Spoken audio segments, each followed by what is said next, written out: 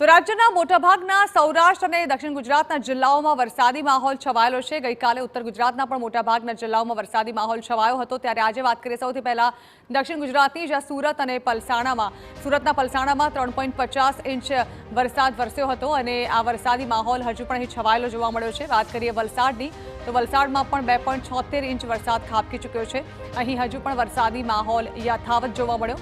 વાપીની વાત કરીએ, વાપીમાં 2.68 ઇંચ વરસાદ ખાબક્યો છે। આ ભારે વરસાદી માહોલને પગલે કેટલાક વિસ્તારોમાં પાણી ભરાયાના પણ સમાચાર છે। દક્ષિણ ગુજરાતના મોટાભાગના જિલ્લાઓમાં હાલ વરસાદી માહોલ છવાયેલો જોવા મળ્યો છે। તેમાં પણ નવસારીના ખેરગામ 2.5 ઇંચ વરસાદ વરસ્યો હતો। લગભગ 2.5 થી 3 ઇંચ જેટલો વરસાદ દક્ષિણ ગુજરાતના મોટાભાગના જિલ્લાઓમાં ખાબક્યો હોવાનું સામે આવી રહ્યું છે।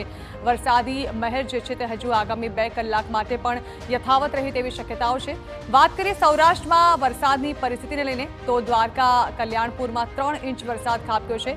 અહીં ભારે વરસાદી માહોલ છવાયો છે અને અહીં પણ 2 કલાકમાં ભારે વરસાદની આગાહી કરવામાં આવી છે। આ તરફ બોટાદના ગઢડામાં 2.72 ઇંચ વરસાદ ખાબકી ચૂક્યો છે। લગભગ 2.5 થી 3 ઇંચ વરસાદ અહીં વિવિધ જિલ્લાઓમાં ખાબક્યા હોવાના સમાચાર છે।